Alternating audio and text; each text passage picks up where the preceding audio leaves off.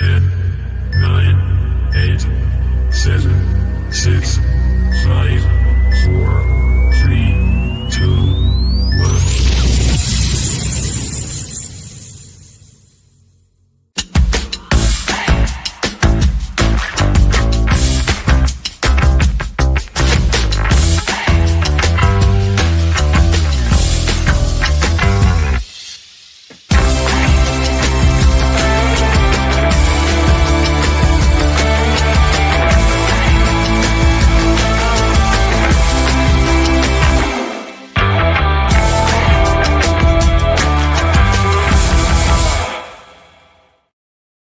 Good evening, Thursday. That's what I used to call it when I was young and was able to drink on a Thursday.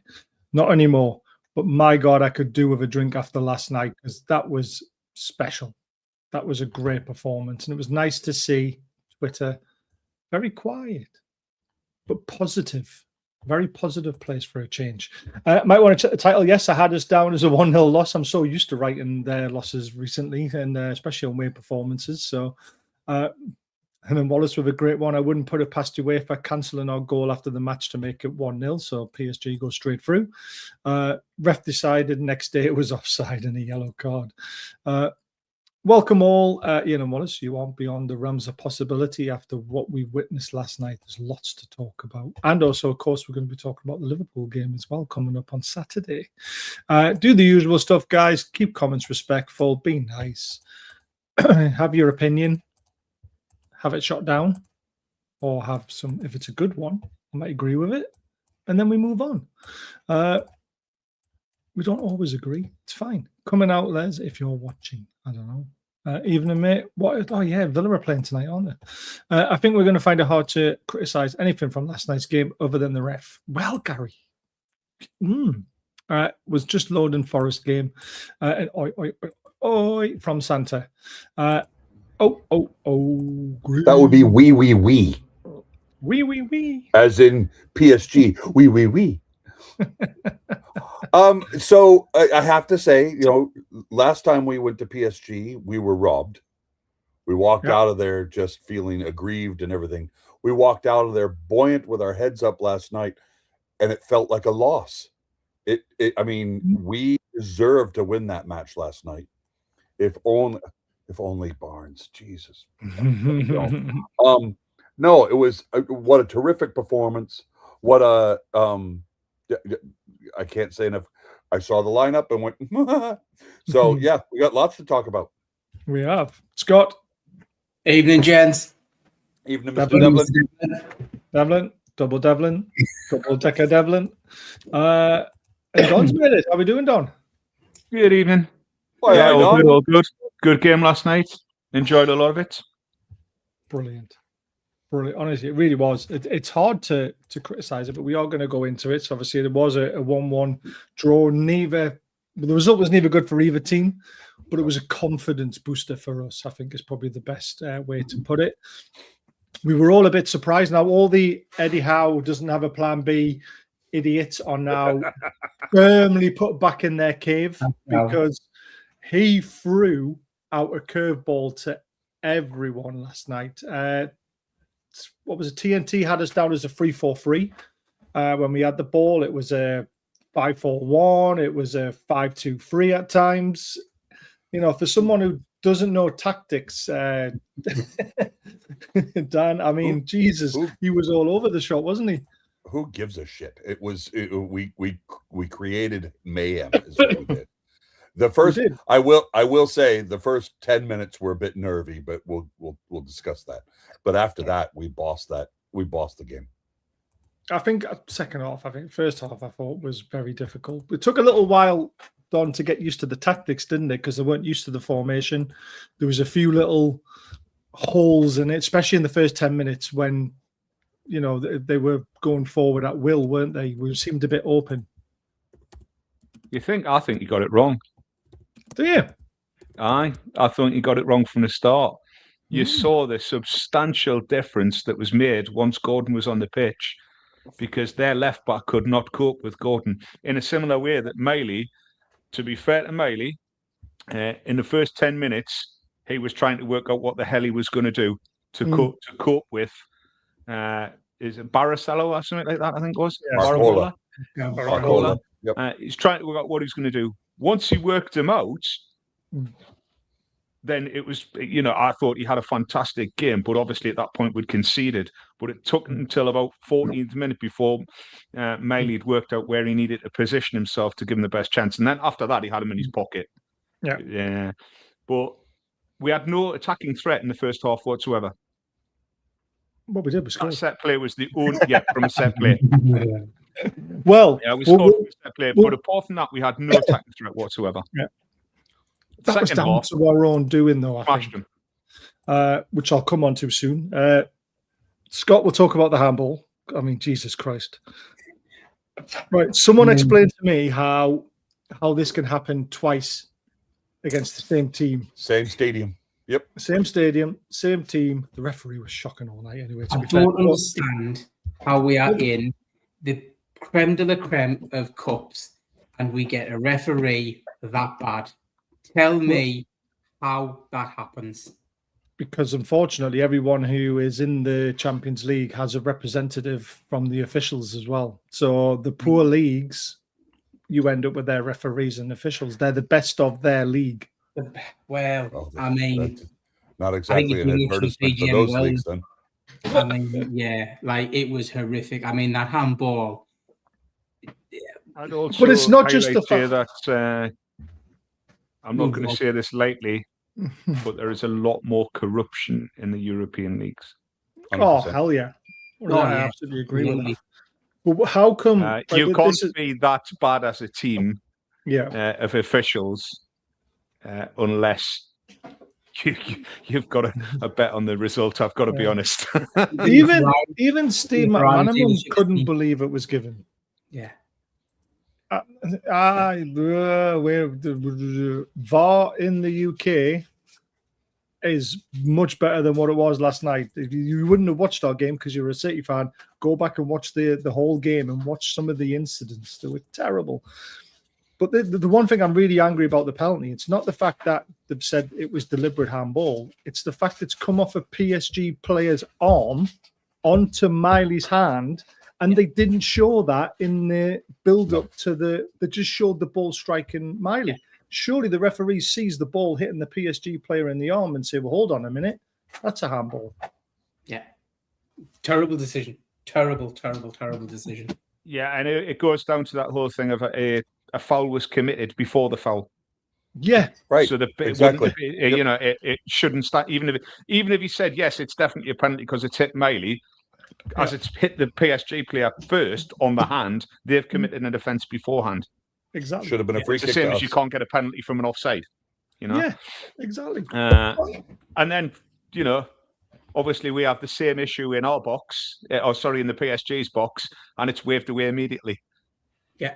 3 VARs last night. Every single one of them went in favour of PSG. In fact, most of the decisions did, to be honest. We'll come to that. We're going to talk about the penalty because Scotty, great save. I mean, Nick Pope, like not the best with his feet, but by God, he's a good shot stopper. Like and on the shoulder he favors, right, Scotty? Yeah, yeah, he was fantastic last night. What a colossus of he was just amazing. What a performance he put in. Yeah. We all did, to be fair, but he was outstanding. Because we could have been really backs against the walls from 2 minutes in. Well, we were. I mean, for the first 50 minutes. When they scored, Don, this is the one thing that really frustrated me, is we were actually in their half. Lewis Hall gave the ball away cheaply. They counter-attacked on us. And then Lewis Hall self himself, and because you dummy dived the wrong way. And it was a great finish, don't get me wrong. But the fact I thought, and this is the only criticism of the night, in the first half, we give the ball away a lot in silly situations. A lot of passes in field that were coming to players coming to get the ball, but then the PSG player was quicker and got there in front of us, playing them inside and not getting there first. I just thought there was too many loose passes.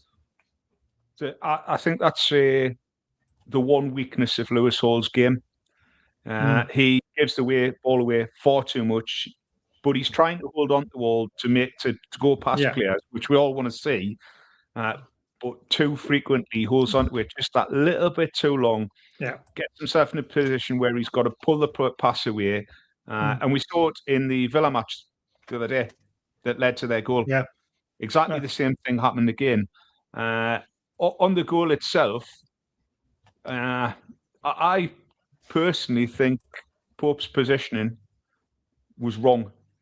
That got highlighted, didn't it? He took a goal. If he'd been one step over, he would have saved that. He got his hand to it, but he was just too far over. And when you think of the position that the strike is being made from, the player is not going to go to the far post from that position. His body angle is completely wrong. So I think his starting position didn't help in there.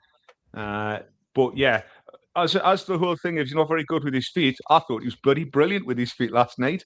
He did all right, actually. At one point, he was going to dribble around one of the players. And then he gave us a heart attack. I thought he had a really, really good game. That's the only slightest thing I could fault him on last night. But as you say, the finish was excellent. It was a great finish. But Dan, it wasn't just Lewis Hall, though. I counted Willock holding onto the ball too long and not getting rid of it at the right time. You were ranting on Twitter about Ramsey. I was. Ramsey did it too many times. Ramsey had a good game as well. He had a very good game. I thought Ramsey was excellent last night. But in the first half, his passes were, some of them were poor. Tonali was off his game as well. His passing wasn't good enough. And you mentioned, Don, about it not having any attacking threat. That was down to our own doing in the first half, because there was plenty of times we could have caught them on the counter, but the pass was just wrong. The one that really frustrated me the most was when Alanga had a one-on-one on the right-hand side on the halfway line, and Tonali played the ball in that area, but he played it along the ground and he played it too short when it should have been more to the bar line, and I tried to bend it round with pace and then just let Alanga run onto it. You know, there was plenty of chances like that just we let go of. I'm really glad my wife's working away this week, because last night, genuinely, the level of shouting and swearing that was coming out of me, mainly around the lines of, for something sake, put a cross into the box. We've got a 6'6" attacker who is winning every single ball in the air. Yeah. Why are we not crossing the ball into the box? We're trying to walk it through them with players that are super quick. I mean, you saw, I think it might have been Miley. Oh, no, it was Tonali. Tonali made that run. And the guy just... The guy just went past him like he was Sonic the Hedgehog. I honestly couldn't believe how quick he was at that point, because it literally looked like he was about a yard behind him, and then suddenly he was in front of him, and I thought, how has he done that? So Dan Burn did not lose a header all night. He won every single header. Every ball in the air we were winning. And Pope cottoned onto that really early and started putting the ball, a long ball, over the top. Yeah. Why did he not look and go, you know what? This is the Wissa. This is the Wolfie and Wissa show. Made for little enlarged little flick-ons running on too. That was the frustrating thing, and it has been frustrating for the past couple of games now, is we have this tendency to want to walk it into the net. You know, we're not content unless we're dribbling it into the 6-yard box and just being able to tap it in. And you're absolutely right, Don. Last night there were several chances where if we had just put the ball in the air and let Big Nick have his way with it, that's been my problem with Big Nick lately, and he's getting frustrated. The fans are starting to criticize him for it. He's being isolated out of the game because we're not using him to his strengths. You know, we go back to the Sunderland game. Yes, it was an own goal, but my God, was it a bloody good cross that we just wish it was in the other net, you know, but he was like bread and butter. This is what I want. Unfortunately, he put it into his own net. I mean, he could be doing all those things, and we're not using him to the best of his ability. He did have a chance in the first half, and he missed the ball completely, didn't he? I know. Which was a bit of a shame. And then again, this is the other frustration with VAR. How was that not a handball? If you give the Miley one, how do you not give that one? Yep. But can we talk about the major incident in the first half that every one of us came away from just scratching our heads, trying to figure out what the hell? Well, you're not talking about Alanga getting booked. Yeah. Alanga didn't get booked for the foul. He got booked for some naughty words towards the referee for not playing on. I think it was along the lines of, "Are you kidding me?" Because that was after the handball, though, Don. Because I mean, again, we get the handball in that stadium against that team, and every one of us, to a person, at home and I mean, in the stadium, and then away on television, every one of us went, "Oh, here we go again." Yeah, because we didn't hear what was said, unfortunately, but it was for dissent. That should have been cleared up at half time, really. You would have thought they would have asked, because it did look like Alanga got fouled and then injured Calciavilla, how you pronounce his name? Cava, as I like to call him. And then decided, we'll call him Kevin from now on. Kevin. And give him a yellow card just for the simple fact that he injured him. That's what everyone was like, what the hell's going on? But no, it was. I mean, the free kick leads to the goal, doesn't it? Or almost leads to the goal. It's a little bit later on, isn't it? I'm trying to think what it was now. But we'll talk about the goal. Because, like you said, we figured it out. We put quite a few long throw-ins in. We realised we had them in the air. Dan Burn was just all over them. And there was a beautiful flighted ball in from Tonali. Tonali reminded me of Johnny Wilkinson, the way he was setting up to take his free kicks. His little shuffle and pinging them in. They were beautiful. And Dan Burn knew he wasn't going to score, but he did the next best thing. He just kept the ball alive, put it in a dangerous area. And what a run from Willock. That was COVID Willock when he was scoring all those goals. And his header, Scotty, was just superb, wasn't it? Do you know what it is? Like, poetry in motion, that kid. I just love him. I hope he doesn't leave. I think there's a lot more to come from him. COVID Willock was fantastic. But literally, the header was beautiful, wasn't it? The ball in, keeping it alive was, it had to be. Just Joe Willock. I'm just so glad for the kid. He deserves it. He's been through hell, both on and off the field, and he really, really deserved it. Yeah. Dan, your thoughts on the goal? Oh, sorry, Don, go on. Go ahead, Don. To be honest, I thought Willock had a great game, and if he can keep that consistency, then he can get back in the squad. But what I found brilliant last night was Big Dan Burn came back into the squad, and it was like he'd never been away. But he was 10% better because he's had some rest.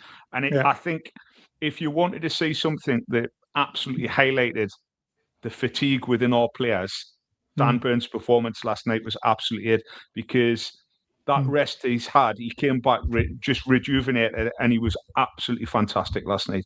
Doesn't that answer your question about Gordon? Sorry, does that not answer the question why Gordon and Barnes were kept behind, though, because of the fatigue and because of the needed rest for the Liverpool game? And that's why he didn't throw them in from the start.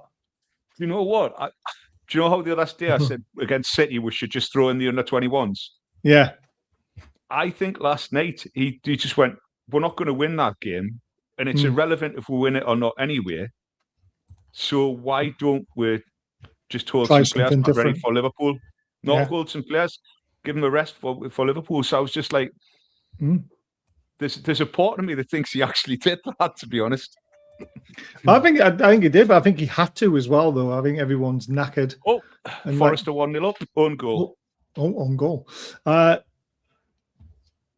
Fan Dan, your word on the goal? It was fantastic, and as you said, it was COVID era quality Willock. I mean, when we had him on loan for that half a season from Arsenal, he showed. I mean, he's the only player now that has scored in 8 games in a row. Is that right? He beat Shearer's record. No, he equaled Shearer's record. But I mean, it was those late runs in the box. It was his artistry at being in the right place at the right time, and we saw that on display last night. Like Don said, Dan Burn came into the game last night playing the left side of a back three and was a colossus. but we've come to expect that from Dan Burn, you know.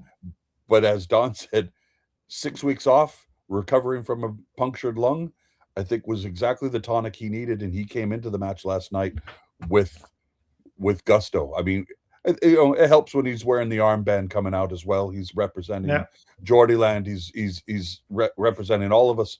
But I mean, he came in, and as you said, Baz, he wasn't going to win. He wasn't going to get the goal, but he put the ball where it needed to be, and Willock saw it. You know, just watching Willock in the build up to that goal he had his it was ball watching, but ball watching on the right scale. He was playing 4D chess last night. He was like, okay, all right, all the permutations in his head of where can he be, and he was Johnny on the spot, right where he needed to be. Yeah. It was, I mean, there were people in my house last night that heard blue language for refereeing decisions, for frustration at our own players not doing what they want, but there was a collective cry of relief last night when Joe Willock's ball hit the back of the net, when everybody in the house, because they were watching downstairs and I was watching upstairs because I didn't want to bother anybody downstairs, but I went mental. It was fantastic. And did Jules say that the knee slide was a 10 out of 10? That was fantastic as well. I mean, he got some distance on that one, but it was. He likes a good knee slide. He does. I just hope it doesn't screw him up. I thought Joe Willock was great last night. Jacob Ramsey was like, our commentators at one point screwed up and called Jacob Ramsey Jacob Murphy. And I turned the air blue just yelling at the commentators going, it's Ramsey, you. But no, I liked everything about last night. And like Don said, you know, frustrated at the first 11. You know, the back four picks itself, back five picks itself because of what we have available. I thought Botman did a great job as kind of a sweeper. I thought Chow was great. We're going off topic here. We're just talking about the goal. Come on, we're not even at half time yet. Fine, we were at stoppage. We're at halftime now. We're talking about the goal, mate. Got to keep it to the structure. Fine. Right. Fine. I'll go drink my coffee then. Yeah. End of show, guys. Dan said it all. Yeah. Right, at half time, I'm in the same thinking of Don at half time. Get Barnes on, get Gordon on, get Bruno on. Because if we want to win this game, Bruno could find that pass that Tonali was struggling to find. And I was a bit disappointed not to see any substitutions. Were you, Don? Sparky. Forest 2. Sorry, Forest 2. Yeah, really good goal. He's too busy watching the game. So, I don't know. I think it's always like really easy to make that change straight away. Yeah. Instead of seeing how it settles down in the second half. I mean, if it had been 10 minutes of the second half and we're still under the cosh, then you make the changes. But actually, I think he'd had the time to reassess tactics, to give them the team talk, to let them go out and see how it worked. And he gave them a little bit of time based on new direction, and it worked. Yeah. And I think that there's definitely going to be Eddie Howe's going to have an eye on, I don't want to flog all of my players with Liverpool to play at the weekend sort of thing. So I think he made the right decisions in the second half, to be fair. They weren't wrong. I wanted to see it faster personally. And it's just my opinion on it. I just thought, get them out there, try and win the game. But we did try and win the game, didn't we, Dan? Because we were superb in the second half. Were you wanting to see those guys on a bit earlier than when they came on? Yes, but only for selfish reasons. I think if we had gotten them on earlier, we would have had a better handle on the game. I think we would have had more chances to put the ball away. But at the same time, none of the guys that finished the first half were worthy of taking. Not worthy. They didn't do a job poor enough that should see them come off. I thought I thought the substitutes were made at the right time for fitness levels.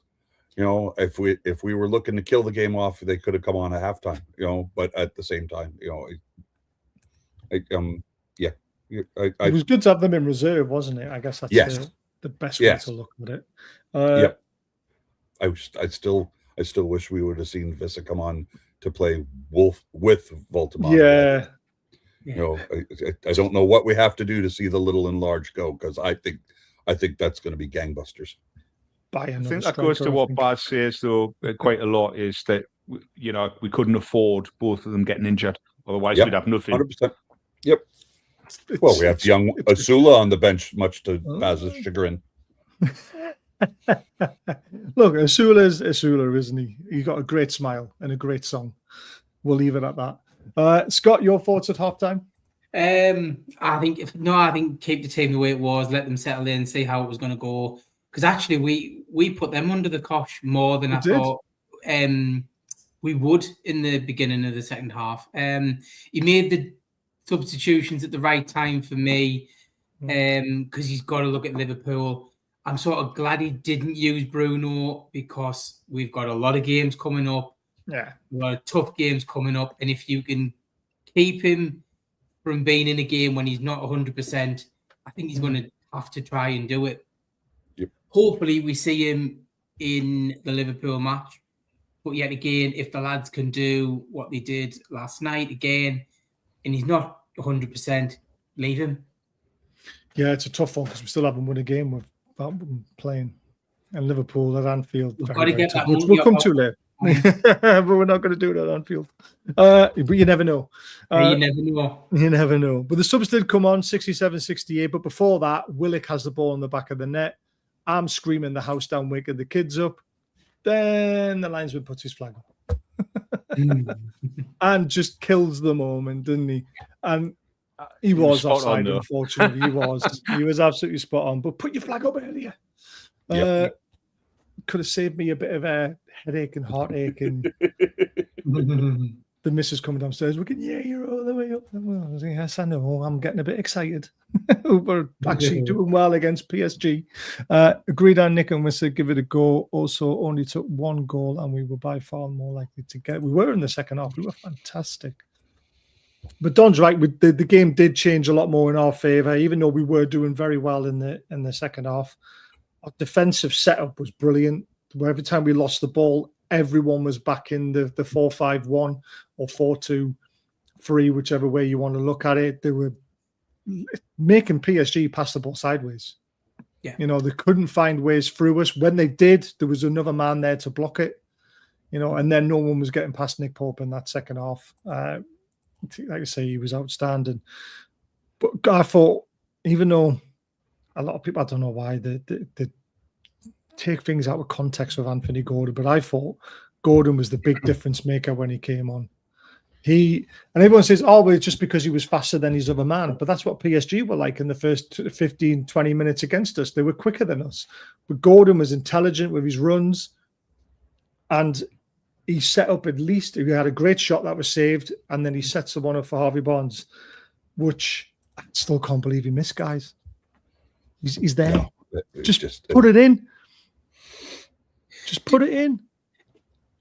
I'm going to defend him a little bit here. Go on. Defend him slightly bit here. The still looks like you should put it in, but if you look at how he was falling backwards and momentum and everything, I get all that. I'm going to give him the benefit of the doubt. It's harder than it looks in the still. It is. Don't get me wrong. Yeah. I know what you mean, though. You're thinking, just bury it. Yeah. He wasn't far away either. It was almost in the top corner. But I'm going to play devil's advocate here just for the sake of it. Not that I think he could do this or could he do it, but do you think he could have maybe wrapped his foot around it and squared it to Wissa? I mean, it would have been a hell of a feat. Don's shaking his head going, no. I mean, it would have been a hell of a feat, but I mean, he could have given it a go, but then do we go, well, he's gone and fluffed the chance. He gets it in the neck either way. He doesn't score it, or he fluffs the pass and we don't score. Scotty, you're spot on, mate. There's absolutely no way he gets that in the back of the net. He's falling backwards. He's twisting the balls behind him. Yeah. If he'd have scored them, then I'd be asking Alan Shearer to give him his boots. yeah. I mean, 100%. I still think he gets a bit more. Just because of it's because of his scoring record as well. Though we think Barnes is getting that, but unfortunately. I have a 16-month-old nephew here that I threatened to put boots on and let him be on last night because he could score better than that. It was, yeah. I thought he should have scored, to be honest with you. I know he's stretching, but I just think the form that Harvey Barnes is in, he finds a way to do it. Momentum, it's the fall, and it's his body twist. If you look at his body twist, he's falling backwards to the left. And then he's got to throw his right foot round to it. Right. So the amount of energy he's got to generate to get that right foot round, that's why he falls in such a silly angle. When you say, if you see him fall, he falls like a spinning top. Yeah. 100%. To be honest, you're right. To get any power whatsoever on it was impressive. Do you not think the commentary, because they said he should have scored it. Everybody's sort of gone, because the commentators say he should have scored it. Everybody thinks he should have scored it. But actually, when you look at it with no commentary, very difficult. Very, very difficult. Some of the commentary last night was silly. They didn't. They were only watching a football match and hadn't looked at the outstanding part of the way the league was running. But they were like, it doesn't matter if you win or lose here, you've got to go for it. Rubbish. A draw was fine because we're in 11th, we're in 12th, which means we're playing Karabag or Monaco because of the way the league structure works. Yeah, so we if go down 2 more places, we get them. So that point, and if you look at the table, that point made one hell of a difference last night. Yeah, absolutely. It was so tight, and there were so many twists and turns. It was mental. And we were away from home, where we've been absolutely shocking. Yeah, and we've just gone and drew with the holders, and probably should have won it. I honestly still can't believe we didn't. I thought with not a full strength team either. See, I thought Steve McManaman was actually on our side last night a little bit. I thought he wasn't that bad. I've heard him do worse commentary, to be honest with you, but I thought he wasn't too bad. The one thing that really annoyed me in the second half, I don't know if you guys remember this, but when we were on the counter attack, Gordon started it, played it inside to Tonali, and Tonali was running straight at 2 defenders, and he had Gordon on his left-hand side inside the box to play it to, and he played it to the right instead where there was more traffic. And I was like, why didn't you just slide Gordon back in? That was another, one of those decisions where sometimes we play the wrong pass, or we make the wrong option. That was a bit frustrating for me as well.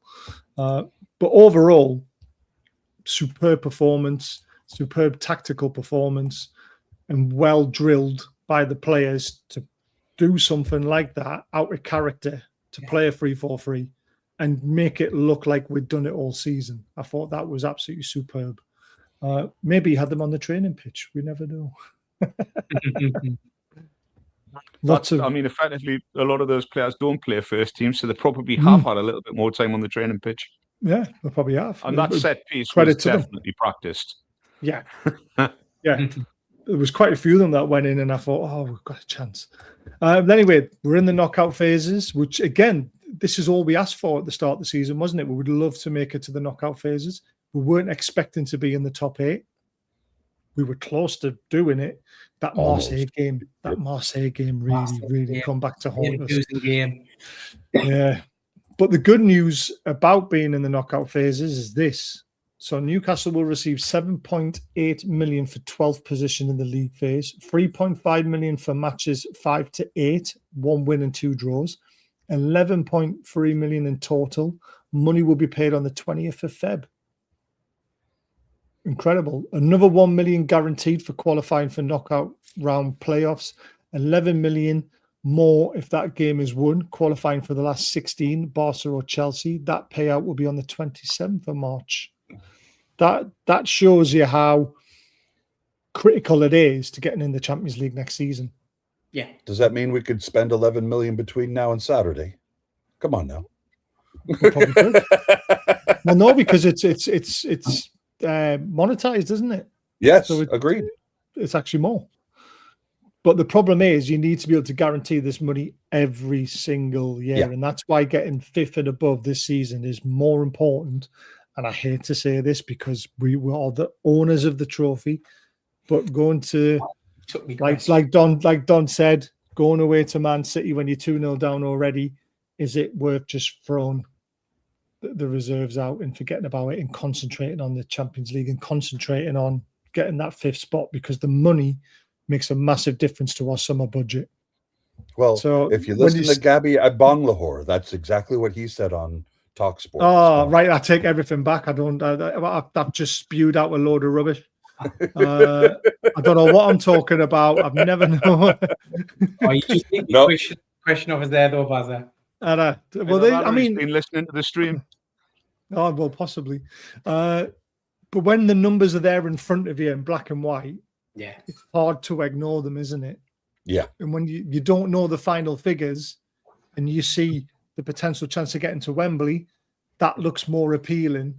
But then when you see the numbers like this, it's kind of like, crap, our summer could be so much better if we just carry on doing what we're doing and get 5th spot. Right. So,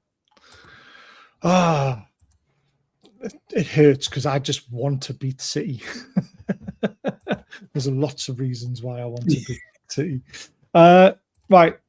Next topic. We've obviously got a massive game on Saturday night, 8 o'clock. There's no complaints about fatigue or anything like that because Liverpool also played Wednesday night, even though they were at home and had a bit of a stroll out and won 6-0. But this is a huge game for both clubs because it's a 6-pointer. It is. It's a massive 6-pointer. You're missing the little bit in between there, though, aren't you? Which is the league draw tomorrow. Yeah. Which draw? Oh, the draw tomorrow. Right, for the Champions League. Yep. Yeah. So we'll know who we're getting, don't we? It's Monaco or Karabag. So yeah, but we'll know tomorrow which one we get. Yeah. Easy to get to Monaco. That's true, but to be honest, I'd rather go to Baku, to be honest. Really? Would you? Yeah. Hotels are a shitload cheaper. That also helps. But yeah, I mean, this is massive for both clubs. The way the Premier League table is now, whoever wins this really nails on that 5th spot place potentially. We're 5 points behind that 5th spot place as it stands. We can't afford to see it go to 8. We really can't. Problem being is, it's Anfield. Do we have it's Anfield. It's again, and I hate to say it, VAR, extra time, minutes played. Liverpool. Yeah, we always seem to be up against it. When we're doing well against Liverpool, something always seems to go wrong, and it's always 3 minutes after the normal time, and it's always a last-minute goal. But I've got a feeling, just a tiny one, Don, that Gordon's going to tear them apart. Well, you know, if you watch the Bournemouth game, they do not like pace. Exactly. So, you know, but Gordon and maybe even Elanga. 100%. Bring Barnes on in the second half. And I'd put a tenner on Vissa starting as well. Yeah. Oh, I think Vissa definitely starts because Voldemort played most of the game. But Gordon, Vissa, and Elanga up front, that'll just terrorize. Yeah, there's putting the height advantage doesn't really work with Van Dijk. No, right. But pace does because he doesn't like pace. Yeah, he likes to twerk backwards and try to not give them much room behind them. Gets that big fat ass out in front. It is going to be a tough game. We've got to try and pick our starting 11. So I'm going to bring in our lineup 11. Okay. Here we go. Can we see it? Yep. Right. Load in Newcastle. So this is how they think we're going to start. It's not far off, to be fair. We know Joe Linton's injured, so we'll start at the back. Do we stick with 4 or do we stick with the tactics we used last night? That's the big question. Do you think Slot and his team are going to analyze last night's match and go, okay, they could throw this at us? I think they'll do that regardless. They, what I mean is, they know our 4-3-3. They know that one left, right, and center. You know, last night we threw something at PSG that PSG wasn't ready for. If we stick with the same formation that we did last night, PSG, you know, would Liverpool be ready for it? I think there's a certain element of I would stick with what we did last night just to let the guys get more minutes in that formation to more familiarize themselves. Like Don said, you know, they spent the first half trying to figure out where the hell they were supposed to be last night, but you know, let's do it. Let's do both. Let's do a 4-3-3 and a 3-4-3. Fair enough. Let's play devil's advocate. So if we're playing 4-3-3, does the back 4 pick themselves? Dan Burn goes to the bench because he's just come back. No, see, I think Dan Burn. But for who though? Botman or Chow? Trippier, if it was up to me. Yeah, that's not going to work in a 4-3-3 though. Can Chow play right back? Can Botman play right back? Chow has played right back, right cover, and but Botman he's has not played very left good. back, as has Byrne. Yep. And Hall played the whole match last night. So, you know, could we see him give him a rest? I doubt it, but I doubt it. No, the thing is, with the young kids, they've got more legs in them, haven't they? Yeah, they can play. You know, I remember when I was a young boy, I could play football every day, sort of thing. Now, if I play football, I've got to have a month off. But if you're going to put Dan Burn in, you've got to drop Botman. Yeah. Because Chow's been unbelievable, unless he wants to rest Chow for a game, but I wouldn't want to take Is him out. Botman ready for another game, though, as well? Does he not need a bit of a rest? He's just come back from serious knee injury not long back. 2. Oh, yeah, I get that. But he's been unbelievable. On Burns' performance last night, he's got to start. Agreed. So it's all right. And the other thing is, but we need to make sure we can be unbelievable later on as well. And I think sometimes you've just got to. We're going to need Dan Burn at City. Yeah, I think the thing is with Burn, because his injury was a chest injury, obviously punctured lung. His return to fitness is all about cardio, because he'd have lost a little bit of cardio fitness with the injury. But cardio is the easiest thing to get back. So I think last night, with the rest and the time that he's had in the training field, I think his cardio is up at the top end again, because he was running like a trooper last night as well. It was really good. He was, yeah. I think he's fully fit and he's got energy. I cannot see why you would not want to maybe give Botman a rest. I could see it. It's a fair shout, right? We'll put it in. So we'll put Dan Burn there. Yep. Daniel Burn. Midfield, we know Joe Linton's got to come out because he's injured. I thought Ramsey played well enough last night. But Willock as well. Willock as well, though. I was on the left-hand side, put Joe Willock. So Bruno's sitting this one out again. Do we think? I don't know. I could see Tonali getting the rest and Bruno coming in. Yeah, that's what I was thinking. Mm-hmm. Where's Ramsey? Aaron Ramsey. So you're saying have I put the right one in? Bruno. Is Bruno fit enough though? I think Eddie's playing a bit. He was on the bench last night, wasn't he? Yeah, but was he really on the bench? Clever, you know. Was he just put him in there? He never went out the warm up, did he? He didn't even do any light work, did he? Like on the sideline, really? I don't think he had any.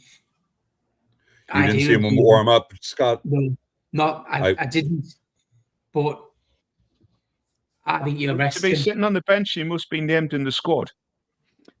Yeah. He must be available to play. Yeah. See, you wouldn't put an injured player on the bench. We've got players we could put in. So maybe it was touch and go. Yeah. But if it was just touch and go, why didn't you bring him on to play that last 15 minutes just to try and win the game? Could have won it over him on the pitch, potentially. Did anybody see him do any side of the field? I don't remember seeing him doing any warming up at all. But the very interesting thing is, on SofaScore, they've only got Tino and Shaw as the 2 injured players for us, which is very, very interesting. See, I think Tonali stays in there and he rests Bruno again. Or doesn't use him unless he really needs to. There's a chance. What game are we resting him for? Liverpool. Man City. This is the Liverpool game. Why would you rest him for a potential Champions League game? Mm-hmm. You know, potentially a game that's going to put us too close to the chance, and then keep him for a Carabao Cup that we're 2-0 down. Mm-hmm. It's just whether he's fit enough to start. This is the thing. Yeah. Whereas Tonali's fit. Do you not think Tonali's head's drifted a little bit in the last couple of games? I thought he was starting to look good again last week against Villa, especially in the first few minutes when he danced through everyone. But I don't know, maybe home life, maybe he's just tired. Could be as well, yeah. He's got a screaming kidder to him. Yeah, exactly. And he's flogging it on the football pitch all the time. Maybe he's just a bit tired. We all know what that's like. Well, let's put Bruno in then and let's see what happens. What about the front line? Are we sticking with that three, or are we going to put Elanga in for Barnes and keep Barnes for later? I think Elanga might be gassed a little bit since he got a decent run out last night. I thought he played well last night. I didn't say he didn't. No, I'm just saying. Like Don said, give him the cardio. Well, we're going up against a Liverpool team that doesn't like pace. Barnes is not the quickest. He doesn't like to go past people as much as what Elanga would like to do. Agreed. So I'm just thinking, if that's the way of thinking of beating them, you would put Elanga in, wouldn't you? Yeah. I think the thing is, with this match, the first 20 minutes is going to be crucial. Mm. And Barnes makes things happen. When he's working well, he makes things happen. Whereas Elanga's still trying to find his way on that wing. Mm-hmm. But can he get the better of Andy Robertson? Is Andy Robertson fit? Is he starting? According to the list, Chiesa, Irat, Conte, Bradley, and Leona are the ones. So according to that, Robinson is fit. Whether he plays, I don't know. So I would say Elanga's got Robertson's number. Yeah, he'll skin him. But Barnes is quicker than Robinson, isn't he? So he should be able to beat him as well. Not as quick as Elanga. Well, I know that, but Robinson is pretty slow now. He is getting on a bit.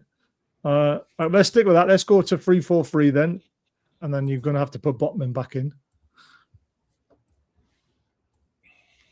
I thought we would just swap around nicely there. Hall needs to be on the left, of course. Ramsey will be on the left as well. Is Ramsey left-footed? Yes. Yeah. His preferred side would be left side of center midfield. Yeah. We know what Joe Willock can do with the outside of his right boot. Oh, yes. Where are you fitting Miley in? Are we fitting Miley in the team, by the way? That's the other thing to consider. We haven't put Miley in the team. Well, Miley played the right-hand side of midfield last night. Looking at the lineup when they put it up on our, over here on this side of the pond, that's how we had it. And they put Willock at top left. Yeah, at left wing. That's because Gordon wasn't playing. Yeah. Now Gordon comes in for me, because that's why the rest of them last night was to play 90 minutes in this game potentially, or at least start the game and play 70 minutes. Wissa's going to start, Barnes is going to start. So then who you're playing in the middle? If Bruno's starting, probably Ramsey's your better bet, isn't he? Yep. The one thing that worries about me track that is back. is the ball winner, is the sort of defensive minded player. Because the key threats in the Liverpool squad are Ekitiki and Abal. Yeah. You know.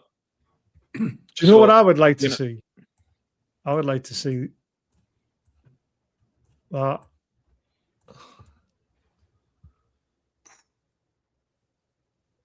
Do you think he'll do it? No. No. No, unfortunately not. No, because he likes his balance. Mm-hmm. Or you have, no, you can't do that. 3-3-1-3. We're getting into Championship Manager style formations now. Oz, my buddy Oz on our other podcast just the other night was touting the magic of the WM formation. Yeah, that's exactly what you see right there. Yeah, it does work, especially on Championship Manager. And you have all the lines drawing everywhere on the screen of where the players need to run. God, that was a cheat formation back then. It's a tough one, isn't it? Because when you play this formation, Bruno doesn't have the pace. No. But he's got the quality. Yeah. So I mean, Bruno's a playmaker for us. Yeah, exactly. Or would you be tempted to maybe do that? Or tempted to move Hall into here? And if you were going to do that, though, would you not bring in 4-2-1-3? Bring Almada in for Bruno? Yeah, but I mean, yes and no, because Bruno's better. To be honest, if it was me, I'd gone for probably just playing the 4-3-3 now, aren't we? 4-5-1 attacking, 4-5-1 with the wingers sitting up a little bit. Yep, I could see it, Don. Like that. Yeah. See, I would like to see Miley in the middle as the defensive player, and then Bruno's got more freedom to do this. Like the problem is Miley has a tendency to get forward, though, doesn't he? He does, but he's got to be clever when he does it. Like Tonali normally sits and he runs forward as well, but he's clever. This is where Big Joe's was missing Big Joe so much. Yeah. Yeah. Because Ramsey's the kind of player who likes to wander around these areas as well, isn't he? He likes to be busy. He's not a ball winning midfielder. He's a ball playing midfielder. Yeah.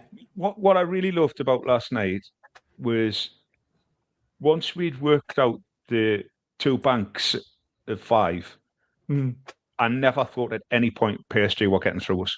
No, not at all. And given the speed of PSG and the quality of PSG, if PSG can't get through us, then you would think Liverpool shouldn't get through us either. The only thing that worries me with Liverpool is they've got players who have got the skill to shoot from distance. Soboslai. Soboslai, and this is the closing down thing. Yeah. But we didn't let them do that last night. No, we PSG didn't. have exactly the same, with the exception of the goal. Well, the exception of one that flew just over the bar as well. I don't know if you remember that one. That was pretty close. Yeah. But they were much better at getting out there and blocking last night. So absolutely. Yeah. This is why I think potentially Bruno comes on later and Joe Willock starts. That's what I would do. Yep. Personally. There's a bit of me that scans with what Dan's saying. Throw out the same team we had last night. They must be absolutely buzzing with what they on a high. Yeah. Walking with a spring in their step with their chins up. Yep. Yeah. I mean, who would want to be a manager? Well, everyone on Twitter apparently. Yeah, it's all right when you make all the decisions, but you can't get sacked for them. Yeah, this is so true. Yeah.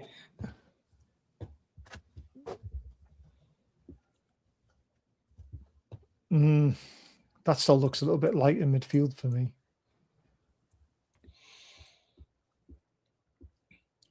We'll see.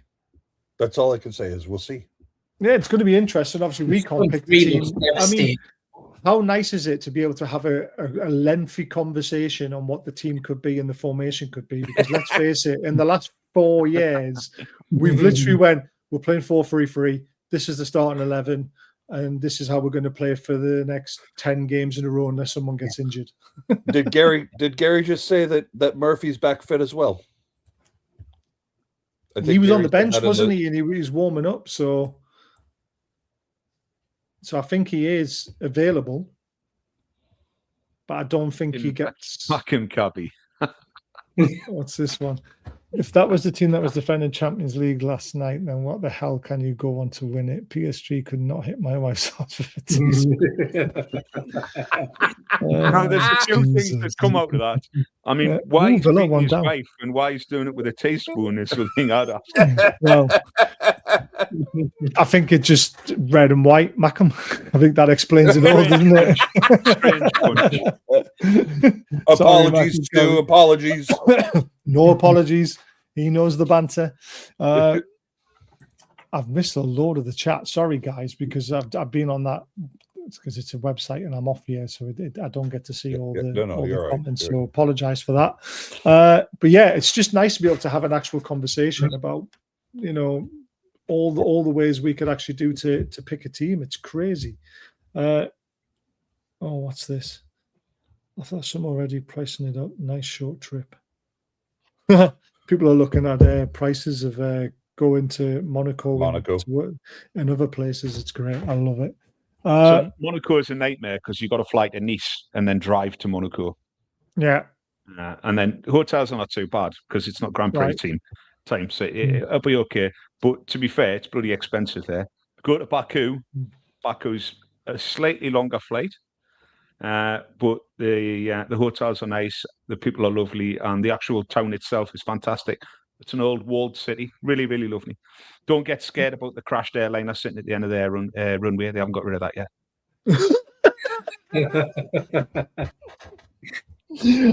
That's me not going. I hate flying, and yeah, not for me. 11 hours, 14 hours, easy peasy, man. Just two. When does that match get played? I don't know yet. We'll wait for the draw. It's March, isn't it? March sometime, but I don't know what the official date is. And of course, we love a bit of banter on this show. And Dan sent me this on WhatsApp, and it's absolutely hilarious. If anyone stayed tuned to TNT after watching our game, it threw us straight to the Benfica Real Madrid game, which threw up the unlikeliest of heroes in the last minute. That was fantastic. Unbelievable. And it brings this up. The goalkeeper for Benfica has one more goal than the Rat. I couldn't help it. I saw it and so I thought that was so good. I love stuff like this. It's brilliant. Yep. Right, let's have a quick look at the league table before we disappear. This is why I said it's a massive game, because I mean we're only 3 points behind Liverpool. We're 4 points behind Chelsea in fifth. This is a 6-pointer. It really is. And do you know what it is? I'd take a draw on Saturday before we even kick a ball. But obviously I want us to win. Chelsea are going to be difficult to catch in fifth with that goal difference. I mean, they're 11 plus and 4 points ahead of us. That's like 5 points ahead, really, in a way. But they're so indifferent. We just don't know what Chelsea's going to turn up. And I think we've still got to play them, haven't we? At Stamford Bridge, we played them at home. We should have beat them and didn't. Right, let's go around the houses. Dan, scoreline and why? I know. I like to throw all these questions in. Ooh, 1-1 again. I was confident yesterday in 2-1 at PSG, and rightly should have been, for whatever reason. But I say 1-1. Somebody just please somebody, if Rio is on the pitch, someone just man mark the hell out of that kid. So if we get through March 16. March 16. March is the No, last it's- 16, I think. Right. 3-1 or 3-1 to Newcastle. I think it might be 21st, 23rd of February. That's what it those dates ring a bell. Of March. Oh, February. No, the Okay. the playoff games. Okay. So you're going 1-1. Yes, but Don, sorry, off topic of just Don. So you're saying we could be playing Champions League football before the Everton match? Yes, I think so. I read it earlier on. I did have a look. I just say 1-1 because I think we're good for a goal. I don't know if we're going to be able to come up with 2, so I'm just going to go 1-1. It's an interesting one, Don. 2-1 Newcastle. Fantastic. Scotty. I'm going to go 3-2. In the dark. 3-2 Newcastle. Can't say, like Scotty. it. Where I are you? don't know why I'm in the dark. 3-2 Newcastle. I think Somebody It's all turned off getting the too light. much for him. It's all getting too much for him. Still So getting the draw too much. dates are 17th to 18th of February is the first leg, and then the second leg is the 23rd, 24th. Ooh, Ooh. interesting. There's another game for you potentially. Just as I pull into town, let's go. Love it. I'm going to be confident for a change. Okay. We haven't beat these in the Premier League for a very, very long time. I think Andy Cole scored last time we beat them in the Premier League potentially. The last game I remember us beating them was in the Carabao Cup, which was back then was the Carling Cup, I think, when Steve Watson scored. No, we've beaten them since then because Solano scored a 1 at Anfield. Was it Solano that scored was it at St. James's that he scored? St. James's Park, yeah. At Anfield, we've not beaten them. Corrected. I don't think Anfield's the fortress it used to be. I think the fans are starting to turn on the team because they've got so used to success, they now expect it. So when if you get on top of them for the first part of the game, the fans turn on them. Yeah, that is true. So I think we go all guns blazing, first 15 minutes, try and get ahead, make that Kop as quiet as it is normally, apart from at the start of a game. And I think we're going to beat them. I think we're going to beat them 3-1. But we have to play out our very, very, very best for this to happen. No mistakes, no silly mistakes, passing the ball out from the back. This has got to be a very, very shrewd performance. No dissent to the referee. No dissent to the referee, because they are terrible. But yeah. And they will understand every word. They will this time, yeah. Oh, God, the referees. Unless Langa starts speaking in Swedish. Yeah. Just so we don't get another Homer. Oh, God, yeah. Please, no. When Sky sub, yeah, exactly. Our raffle is now live. Nice. I finally got most of all the prizes. One prize potentially that's not been advertised yet because I'm waiting for full details on it, which is a 4-ball to Newcastle Golf Club. But I need the details for it first. But we've got a £20 Greg's voucher. We've got a family of 4 Geordieland Experience, which is worth about £65. A Diacro $40 gift card. A Peter Beardsley signed Newcastle home retro top, and an Alan Shearer signed park sign, whatever you want to call it, street sign. £1 a ticket. The more money we raise, the better. If we sell out the venue and sell out all the raffle tickets, I will shave all my hair off. All right, then. Can you just remind me of the date of that, please, Baz? 27th of Feb, my friend. Where is it? I've got that many things now. There it is. 27th of February, which is just before the Everton game. £15 per person, cheap as chips, to see Supermac and Gibbo, all in the aid of Azure and Butterwick Hospice, which are the charities supported by Gibbo and Graham Bailey. Me and Dan are going to have a chat with Graham before we hand over the mics to the legends. And then we're just going to sit back and enjoy the show and have some drinks. And have some cheap drinks. Yep. Cheap drinks at Newcastle Benfield Football Club. We're putting the venue on for free. Everything's free. We've got Prince Charming, who are an amazing sponsor of the channel, who have put up money for this as well. They'll be there selling some of their stuff as well, because they've got loads of great gear that is worth checking out. They're in Wallsend. Amazing. And of course, thank you to Sparky and also Diacro, who have also put up gifts in the raffle as well. Hey Baz, put yes. up that QR code one time. Oh, there it is. There it is. So scan that and you will be able to buy your tickets. Very easily done. I just can't wait. Have you got another way of doing it, mate? Yes, I'll send you a link. Yeah, can't use QR codes. Yeah, I'll send you the link. Can we pay for that regardless, Baz? It'll cost you $2,000, Jules. If you want me to shave all my hair off, it'll cost you $2,000. Bin Dippers 1, Newcastle United 4. Jesus, Macam Cabby. Bit shocked at that, to be fair. But yes, it's going to be a great night.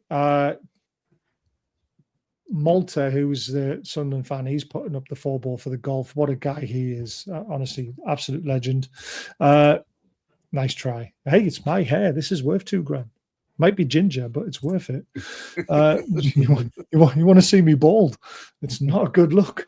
Quite clearly they do. That's why they're offering to pay. Yeah. Make a merkin out of it. Exactly.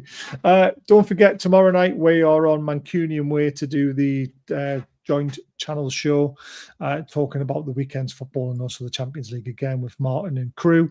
And then on Tuesday night, because the Mackhams are playing on Monday night, we will be doing the Mackhams v Geordies then.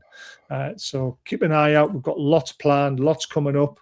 And thanks for tuning in, and thanks for keeping the chat as good as it is. To Don, to Scotty, to Dan. Great night. Good night, everyone. And we'll see you again soon. Away the lads. Ta-da. Away the lads. Okay, guys. See you Thanks, later. Don. Thanks, Scotty.